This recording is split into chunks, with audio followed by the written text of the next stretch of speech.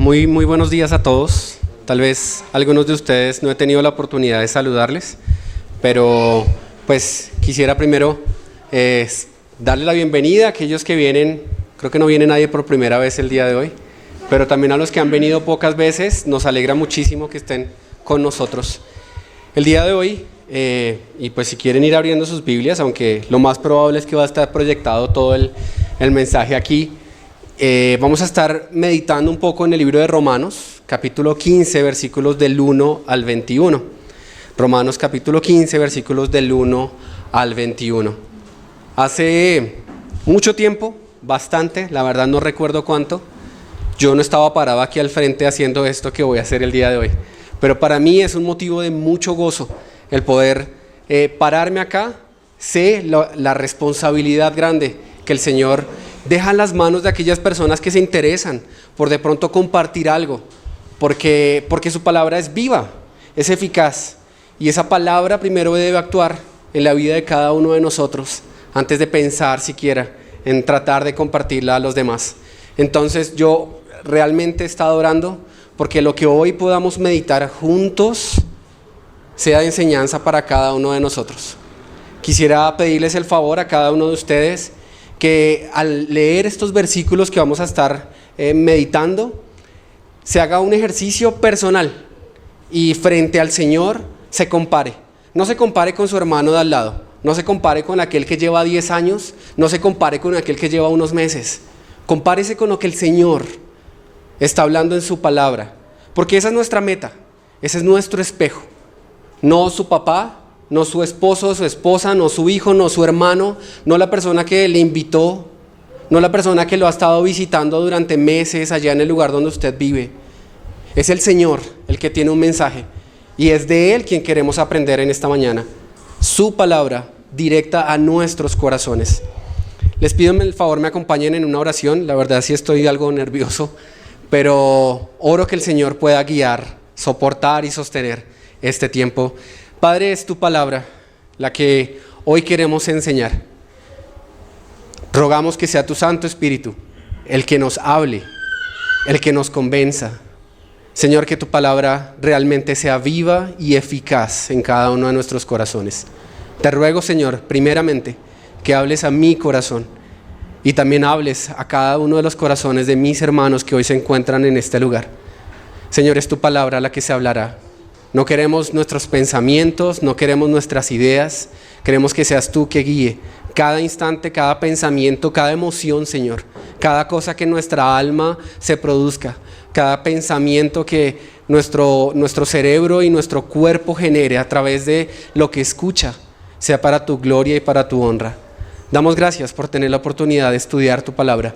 Y rogamos, Señor, que seamos diligentes en escudriñar, en estudiar, en preparar, Señor. Así no nos paremos nunca a hablar frente a otros, pero que de esa manera podamos conocerte y entonces ser transformados en nuestro hombre interior para que lo que revelemos y mostremos a las personas que están a nuestro lado, Señor, sea una verdad vivida, un evangelio cierto en nosotros, más que algo que se habla únicamente.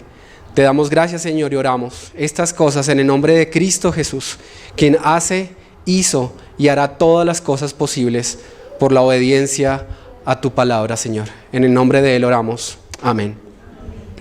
Primer versículo, y quise titular, esto no es dado por el Espíritu Santo, como tal vez lo es su palabra, pero quise titular este mensaje el testimonio de cada uno de nosotros. Y tal vez la palabra que viene a nuestra mente cuando hablamos de testimonio es ir y predicar el evangelio a todas las naciones, ir y llevar la palabra a todo aquel que se nos encuentre en el bus, en el colegio, en la universidad. Pero el testimonio empieza desde algo un poquito más cerca. Y entonces precisamente quiero hablar del testimonio que tenemos que dar en un círculo muy cercano, en otro círculo, 3 círculos, el círculo más cercano, el círculo un poquito más alejado de esas personas que de pronto se acercan a nosotros, que llegan aquí a la iglesia, y un tercer círculo, personas que están más allá de nuestro alcance y a las que muchas veces pensamos cuando hablamos de testimonio, queremos alcanzar. 3 tipos de testimonio cercano, a medio alcance y un testimonio lejano. Pero también dos tipos de personas. Y de eso estuvimos hablando hace 8 días con Marcos en su predicación, hablando acerca de la persona que es fuerte y la persona que es débil. Y cómo debemos nosotros comportarnos unos con otros, enmarcados en esas dos figuras. Todos hemos sido en algún momento fuertes, en alguna ocasión, pero todos también hemos sido débiles en alguna ocasión. Entonces, aquí no voy a hablar al fuerte, no voy a hablar al débil, no me voy a hablar a mí como fuerte, como débil. Simplemente usted, como al principio hablábamos, póngase en un lugar.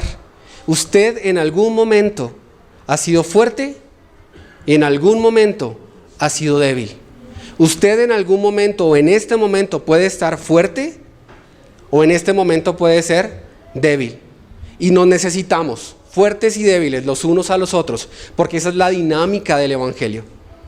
Versículo 1 dice, Romanos 15, así que, pues básicamente es un conector, nos amarra o nos lleva a lo que hace 8 días hablamos, acerca de cómo entender las debilidades de los demás. Dice, los que somos fuertes, y ahí si usted se cree fuerte, póngase en este momento y diga, listo, esto es para mí, este mensaje es para mí. Los que somos fuertes debemos soportar las flaquezas de los débiles y no agradarnos a nosotros mismos. Cada uno de nosotros agrade a su prójimo en lo que es bueno para edificación. Y aquí vamos a hacer una pausa pensando un poco en quién está escribiendo este libro. Este libro lo escribió Pablo. Pablo fue llamado el apóstol a los gentiles. O sea que él tenía una función específica dada por el Señor en su vida. Él tenía que llevar el evangelio no al pueblo judío, no a aquellos que tenían las promesas, no a aquellos que recibieron la palabra, no a aquellos que estaban esperando al Salvador, sino a aquellos que estaban lejos. Ese era su propósito, alcanzar al que no era el pueblo de Dios. Pero Pablo no solo tenía ese ministerio después de que fue llamado, él tenía un pasado. ¿Y cuál fue la vida de Pablo? Pablo fue testigo de la muerte de creyentes, pero a más de una mamá dejó sin hijos, a más de una esposa dejó sin esposo, a más de un esposo dejó sin esposa. Tenía una vida que tal vez con el ánimo de hacer las cosas bien, sus credenciales podían verse manchadas por los errores, por las malas decisiones, por las intenciones de hacer algo bien en sus fuerzas y no escuchar lo que el Señor le pedía. Habían afectado no solo su vida y lo que él hizo, sino la vida de muchas otras personas. Entonces, aquí está un hombre que queriendo hacer las cosas bien, falló, cometió errores, se equivocó, tratando de hablarle a unas personas que no eran el pueblo de Dios, en principio. Tratando de hablar con unas personas, los romanos, que vivían también, y aquí hablamos del otro contexto, en una condición cultural muy diferente a la del pueblo de Dios. Vivían bajo el gobierno de un emperador que históricamente ha sido conocido como uno de los más locos. Perseguía a los cristianos, dice la historia que quemó la ciudad mientras tocaba su lira, él estaba encantado, generando desorden. Fue conocido, y voy a leer un poco de lo que encontré acerca de Nerón, discúlpenme que hable de este hombre, pero dice, el reinado de Nerón se asocia comúnmente a la tiranía y a la extravagancia. Se lo recuerda por una serie de ejecuciones sistemáticas, incluyendo la de su propia madre, la de su hermano británico y sobre todo por la creencia generalizada de que mientras Roma ardía, él estaba componiendo con su lira. Además de cómo un implacable perseguidor de los cristianos. Estas opiniones se basan fundamentalmente en los escritos de varios historiadores. Pocas de las fuentes antiguas que han sobrevivido lo describen de manera favorable. Entonces tenemos dos panoramas. Un hombre que tiene que acercarse a un pueblo, a una sociedad, a unas personas, Pero él tiene su propia historia, sus propias dificultades, que muchas veces, o muy probablemente, iban a lograr que algunas personas dijeran: no, espera un segundo, ¿usted con qué ánimo se acerca a mí? Usted mató personas, o por lo menos condenó a muchas a la muerte, ¿sí? Y viene a hablarme aquí acerca de cómo puedo yo ayudar a una persona que es débil, cuando usted a los débiles los condenó. Y le está hablando a unas personas que están viviendo en un entorno, y esta es otra realidad, cuando la época en que Pablo se predicaba, y perdónenme que me extienda un poco, pero me parece muy interesante, por lo menos a mí, pensar en el contexto de la historia. En esta época habían dos grandes, entre otras, influencias filosóficas. No sé, ustedes chinos que pasaron hace poco por la academia, por el colegio, ¿se acuerdan de quiénes eran los estoicos o quiénes seguían a Epicuro? ¿Lo recuerdan? ¿No? ¿Alguno que quiera levantar la mano y decir: vea, yo estudié eso hace... ¿No? ¿Nada? Yo tampoco me acordaba, pero estuve leyendo un poco acerca del contexto en ese momento. Y entonces habla que los estoicos consideran que el ideal del sabio, de la persona que sabe, es que consiga no necesitar nada ni nadie para alcanzar la felicidad en la vida. Entonces buscaban ser felices, y para eso no necesitaban a otra persona ni ninguna otra cosa fuera de lo que a ellos los complaciera. ¿Y cómo se alcanza esa felicidad? Viviendo conforme a nuestra naturaleza racional, es decir, viviendo virtuosamente. Este es un resumen que encontré, ¿sí? Muy seguramente habrá mucho que más hablar, pero no quiero predicar acerca de los estoicos. Y estaban también los que seguían a Epicuro, y entonces se generó una corriente que era el epicureísmo, y dice que el placer y la felicidad van unidos de la mano. O sea, ¿usted quiere ser feliz? Uno le dice: usted no necesita a nadie para ser feliz. Usted puede ser feliz solo. Y el otro le dice: bueno, pero si usted quiere ser feliz, tiene que tener placer. Porque si usted tiene placer, va a tener felicidad. Una filosofía que se convierte en una herramienta perfecta para curar el alma. Si usted está triste, si usted está mal, vaya, tenga placer y ya está feliz, se le acabó el problema. Epicuro, su fundador, apuesta por la búsqueda de los placeres espirituales, obviamente carnales, y la ausencia de los temores para poder disfrutar la vida. Entonces, este era el contexto en el que Pablo se estaba dirigiendo a estas personas en Roma. Muchos creen que los romanos, o la iglesia en Roma, se creó por la visita de Pablo en uno de sus viajes misioneros, pero la mayoría de textos apuntan a que fue formada por algunos laicos que estuvieron durante el tiempo del Pentecostés, que llegaron, regresaron a Roma y empezaron la iglesia que se conocía en ese momento. Entonces está la iglesia, una serie de hermanos, viviendo con una cultura mental donde les están diciendo desde chiquitos: ¿usted quiere ser feliz? Vaya, diviértase. ¿Sí? Una cultura mental donde usted no necesita de nadie para ser feliz. Usted no necesita de nadie para realizarse en la vida. Y viene un hombre que había perseguido a otros a tratar de hablarles acerca de cómo ayudarse los unos a los otros. Eso genera un choque bastante grande, pero el poder de la palabra de Dios es mucho más grande que la cultura, es mucho más grande que mi pasado, es mucho más grande que mi temor, tal vez el que tendría Pablo, porque Pablo fue juzgado muchas veces por haber sido perseguidor, y de hecho, aún muchos de los que lo escucharon y lo acompañaron, al final dijeron: no, mi hermano, usted no es, y él habla de que fue abandonado por algunos de sus amigos. Entonces ahora sí hablemos de qué significa ser fuerte y qué significa ser débil según este contexto.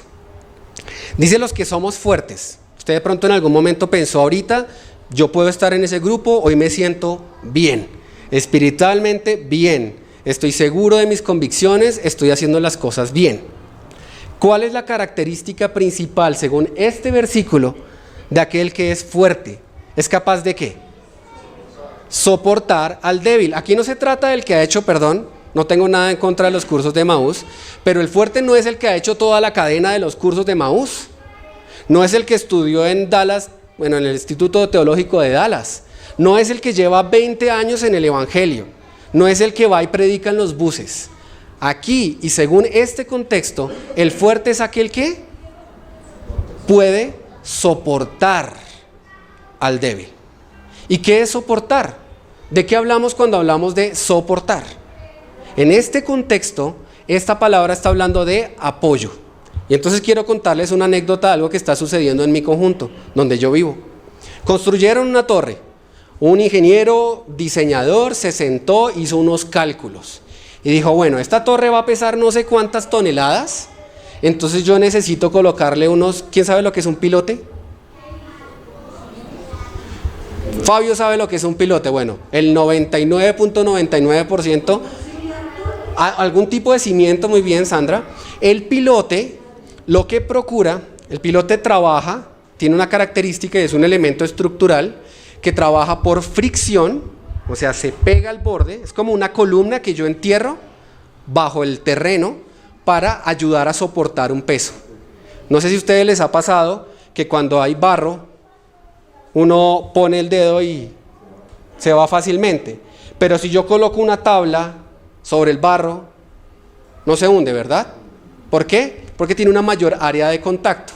Entonces, el pilote lo que busca es, por todo su borde, friccionar con el suelo y no dejarse hundir. Pero también trabaja por punta. Quiere decir que la punta del pilote también puede llegar a apoyarse en un lugar más duro y entonces no permitir que se hunda.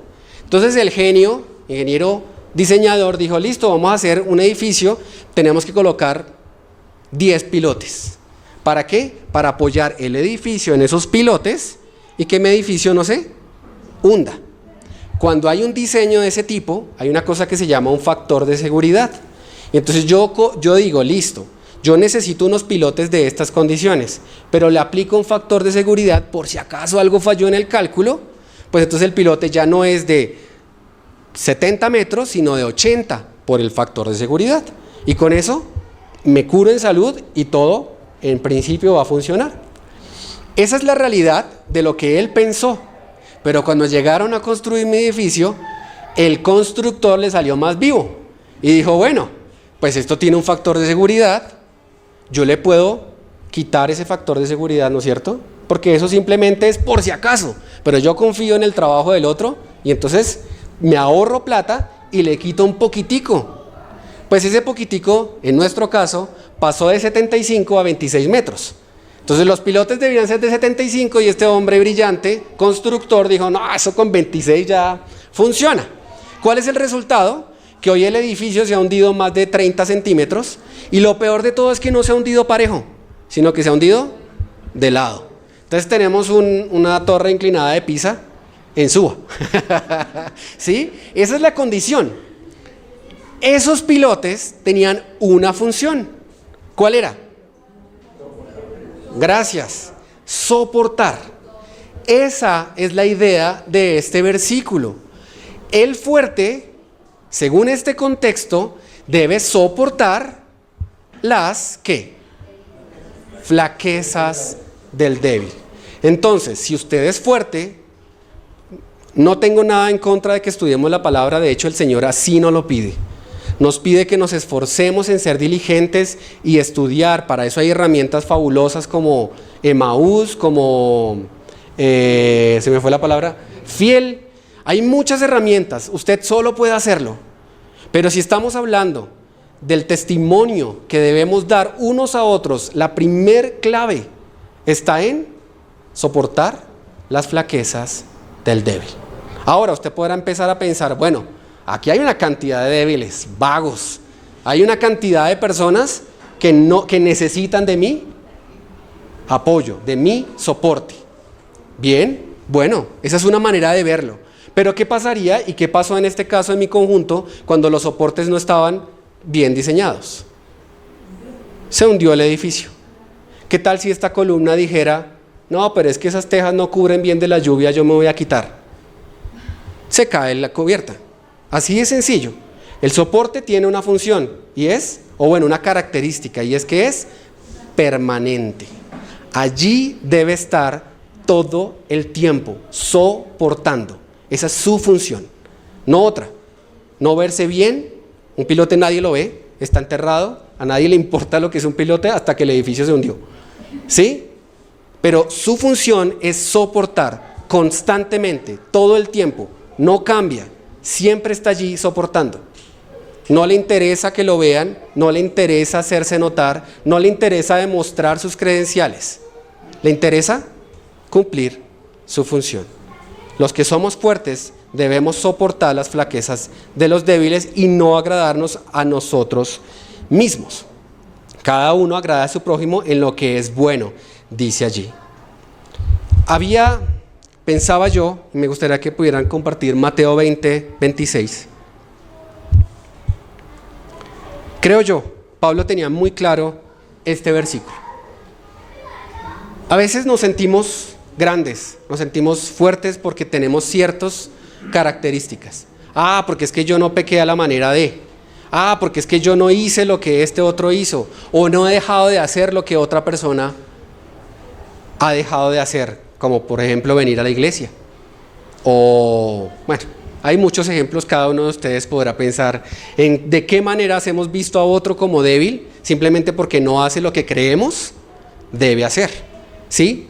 Pero, entre vosotros, eran las palabras del Señor Jesús, no será así, sino que si alguno quiere sentirse, hacerse o ser grande, ¿qué debe hacer? Servir.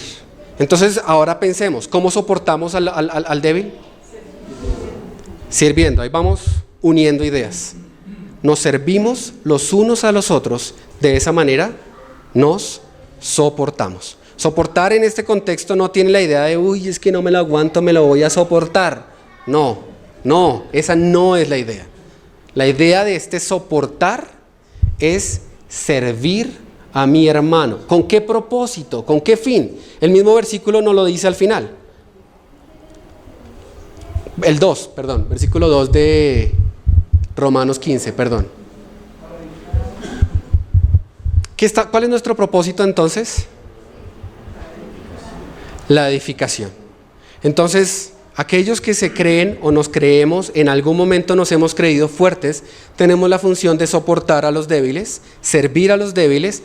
Ya vamos a ver de qué maneras, ¿sí? ¿Para qué? Para que la iglesia pueda ser edificada. Y eso, digamos que está en la mente y en el corazón de Dios. Jesucristo vino para edificar su iglesia, para poner el cimiento, para poner las bases fuertes, sólidas, en una iglesia que debe estar creciendo de manera sana. Ahora, pensemos un poco en quiénes podrían ser esos débiles. Un débil puede ser una persona recién llegada a la iglesia, que no tiene sus convicciones claras, que viene de una cultura, digamos, donde se le enseñó que debe servir y adorar a una imagen, ¿sí? Entonces, esa persona puede ser débil. Otra persona débil puede ser aquella que está, veía yo, enferma por el legalismo. Se le han enseñado, inculcado prácticas no sanas, y entonces viene acá a decir, no, es que usted tiene que predicar con corbata porque o si no, es un pecador, ¿sí? Esa puede ser una debilidad, por ejemplo. Puede que esté desnutrido porque no se le ha enseñado bien la palabra, o no ha recibido enseñanza de la palabra, o puede que le haga falta algo de ejercicio en la fe. Esas personas débiles, como digo, cualquiera de nosotros puede ser débil en cualquier momento. Ahora, ¿qué es lo que es bueno? Alguien podría levantar su mano y decir, cuando aquí hablamos en estos versículos, que cada uno agrade a su prójimo en el versículo 2 en lo que es bueno. Alguien podría levantar su mano y decir, bueno, lo bueno es esto. ¿En qué es lo bueno? Hacer la voluntad de Dios. Ok, listo. Entonces yo Soy un soporte a mi hermano para que haga la voluntad de Dios. Perfecto. ¿Algún otro ejemplo? Mirar al prójimo como Dios nos ha visto a nosotros como. Perfecto. Ese es un excelente ejemplo, pero se me adelanta un poquito, entonces no lo va a tener en cuenta. Qué pena. ¿Algún otro ejemplo? Conocimiento de las escrituras. Bueno, entonces yo puedo ayudar a mi hermano, servirle a mi hermano y ser su soporte, insistiéndole en que, así como hacen algunos por ahí, hágase el cursito de Maús o inscríbase a Fiel, ¿sí? Haga su devocional, lea la palabra, conozca lo que el Señor quiere para su vida. Perfecto, bueno, cada uno de nosotros podría tener muchos ejemplos. Y si no se le viene un ejemplo a la cabeza, quisiera que leyéramos Romanos 14:13. ¿Ya está aquí? Bueno, si usted no ha pensado en un ejemplo bueno, pues entonces por lo menos quítese esta idea de la cabeza. Así que hermanos, así que ustedes ya no se juzguen más los unos a los otros. Ya no vivamos en función de perseguir las faltas de los demás. Hombre, esa no es nuestra función. Y si usted cree de alguna manera que el hombre se está saliendo con la suya, que se le está escapando, leíamos también en Romanos 14 que todos compareceremos ante el tribunal de Cristo. Hay uno que juzga y juzga justamente. Santiago no lo dice. El juez justo es Dios. Déjele el juicio al que se va a encargar de hacerle pagar por lo que está haciendo. Si está siendo descarado en su pecado, hombre, el Señor se va a encargar. Pero usted no juzgue más. El uno al otro no se juzgue más. Ni el débil al fuerte, ni el fuerte al débil. Sino más bien decidid no poner tropiezo. Y de eso nos habló claramente, ahora se me olvidó el nombre, Marcos. Hace 8 días, ¿sí? No le ponga tropiezo. Entonces usted evalúese a usted mismo y en vez de estar pensando en la falta del otro, piense de qué manera yo puedo evitarle como soporte al otro que cometa un error. Y de esa manera le muestro amor. Y ya ahí sí podemos pensar en muchos ejemplos. Mi papá, perdóname, por muchos años fue esclavo y vivió consumiendo alcohol. Por muchos años, ¿sí? Mi mamá, por la sabiduría de Dios, a su manera y como el Señor la guió, tuvo las herramientas y los métodos suficientes para hacerle saber que no siguiera tomando. ¿Fue juzgándole? ¿Fue reclamándole? No, sencillo. Usted llega borracho, bueno, perfecto, quédese con los chinos de 3 y no sé cuántos años, un jacobito por ahí corriendo, cuídelo, yo lo dejo solito. Reclamos, peleas, seguramente hubo, pero lo que tuvo resultado fue alejarse de esa condición de juez, de creerse superior, porque puede que uno no lo diga. Uno no dice, eso es como el mal aliento, uno jamás se da cuenta que lo tiene hasta que el otro se lo dice, ¿sí? ¿Por qué? Puede que usted no diga, ay, es que yo soy muy fuerte en la fe, yo llevo 10 años en el Evangelio. Puede que no lo diga, pero cuando usted le reclama al otro por algo que, bueno, lo que sea, ya ustedes pondrán sus ejemplos.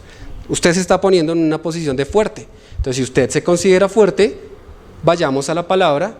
Fuerte es aquel que soporta las debilidades de aquel que es débil. Bueno, pero para eso no estamos solos. Versículo 3 de capítulo 15 de Romanos. Porque ni aun Cristo se agradó a sí mismo. Antes bien, como está escrito, los vituperios de los que los... Uy, eso es como un trabalenguas. Voy a poner a Marcos a... Por favor, lee ese versículo.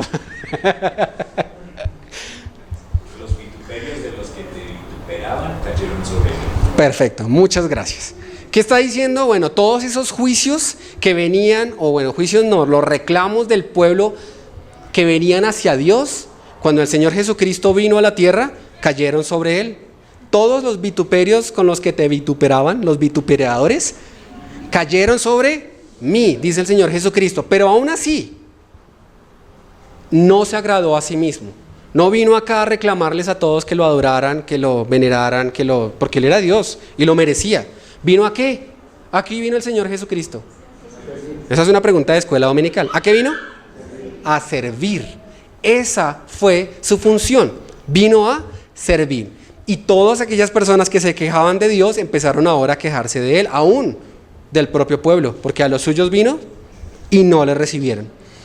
Versículo 4. Porque las cosas que se escribieron antes, y también recordaba algo de lo que Marco nos enseñaba, todo fue escrito para nuestro beneficio, para nuestra enseñanza se escribió esta palabra. ¿A fin de qué? ¿Por qué? ¿Qué herramientas tenemos aquí? La paciencia y la consolación de las Escrituras, podamos tener esperanza. Quiero abrir una pregunta aquí. ¿Cuál es la paciencia y la consolación de las Escrituras? Porque esto nos va a ayudar muchísimo en ese propósito de podernos servir los unos a los otros, de soportarnos los unos a los otros. ¿Cuál es esa paciencia?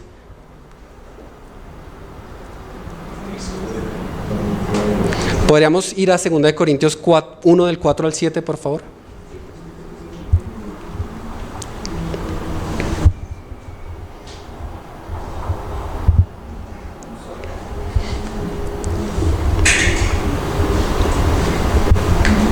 Dice allí, el cual, o sea Dios, nos consuela en nuestras tribulaciones. Entonces usted piense en cualquier momento en que ha pasado un mal momento. Hace poco pasamos un mal momento con la loquita, nos iba asustando. Cada uno de ustedes puede estar pasando un mal momento en su relación matrimonial, en su relación con los padres, en su relación con sus amigos del barrio. No sé, está pasando por una tribulación.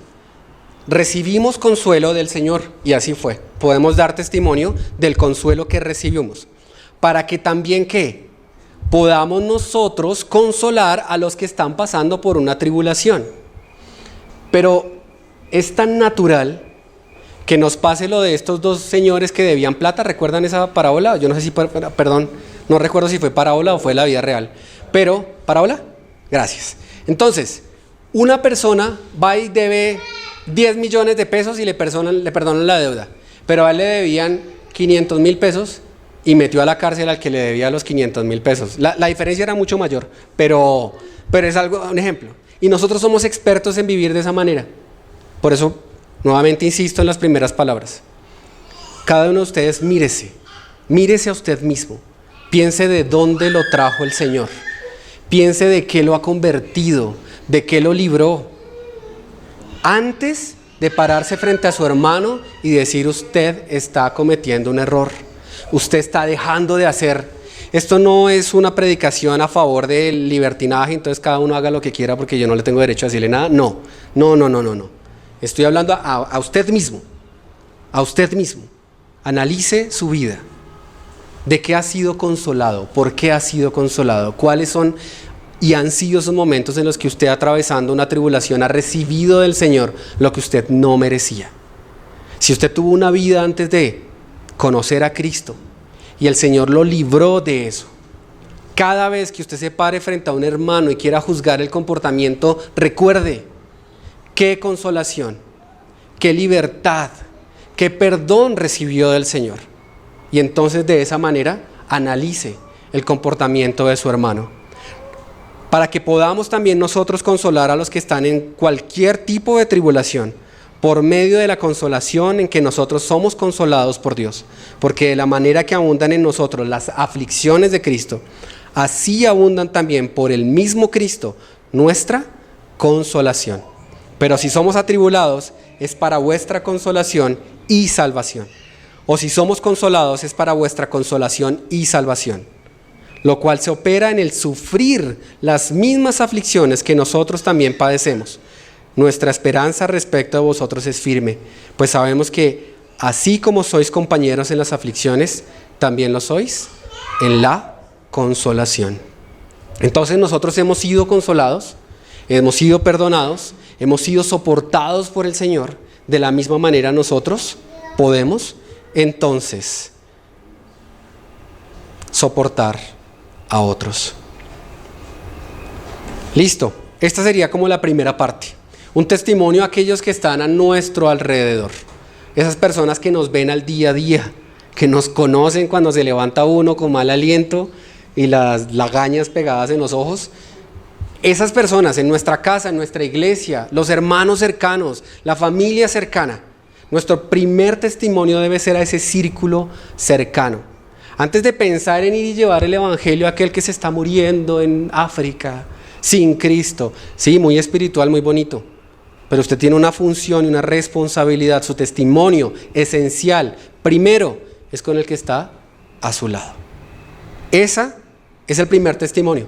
Me seréis testigos en Jerusalén, ahí nomás, Samaria, Judea, ¿sí? Así sigue el versículo. Vamos alejándonos. Testimonio a aquellos que, por lo menos 2 hermanas que nos visitan del codito, perdonen que las ponga como ejemplo, pero ustedes son, entre comillas, nuevas, ¿no es cierto? No les molesta que le digan nuevas, ¿verdad? Porque lo son, ¿sí? O de pronto una persona que no viene desde hace mucho y viene y nos visita hoy, como por ejemplo Juan Pablo, ¿sí? O sea, son personas que vienen de vez en cuando y entonces ¿cómo debemos recibirlas y cómo podemos darles testimonio? Hombre, si yo no puedo dar testimonio del amor, del perdón, del soportar, del servir con mi propia familia, ¿cómo voy a darle testimonio a aquel que llega a la iglesia? Y llega con un tatuaje. Y llega con arete. No.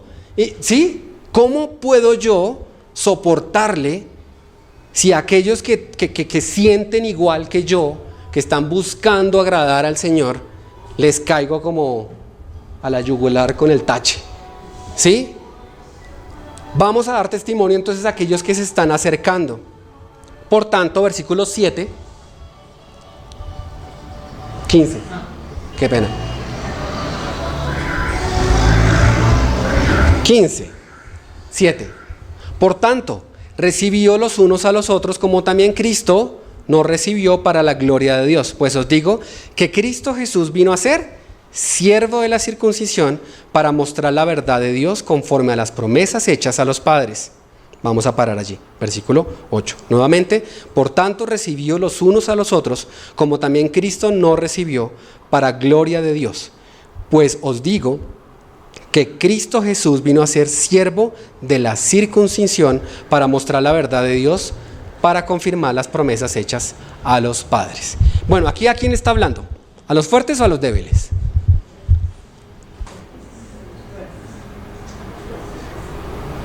Bueno, sí. Este mensaje está dirigido hacia los que se llaman fuertes. Pero como veíamos en algún momento, usted puede ser fuerte en algo y débil en otra cosa. Entonces creo que está dirigido a cualquiera de los dos grupos. Cristo nos recibió, y nuevamente hago la pregunta, ¿cómo le recibió Cristo a usted? Y me gustaría que se tome un minutico, voy a dejar de hablar por un minutico, y usted recuerde, no como motivo de ponerse a llorar y por qué yo hice, no, es pensar que sus errores y su vida, sí, tuvieron un efecto grande, devastador, fuerte, pero la realidad de la que se nos habla aquí es que Cristo lo recibió, ¿cómo? Ah, no, usted tiene que primero cortarse el pelo, quitarse el arete, borrarse el tatuaje y ahí sí puede ser salvo. No, ¿cómo lo recibió? Tómese unos segundos y piense cómo lo recibió, de dónde venía usted, qué tenía usted en su espalda cargada cuando el Señor le recibió.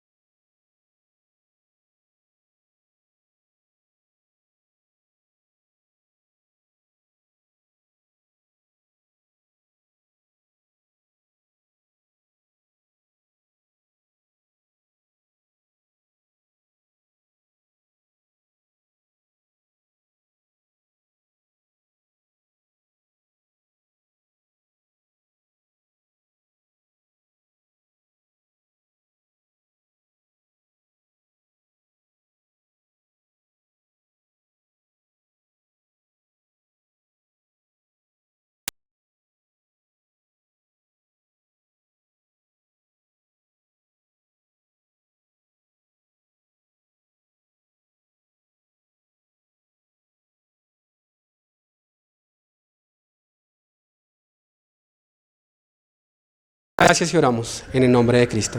Amén.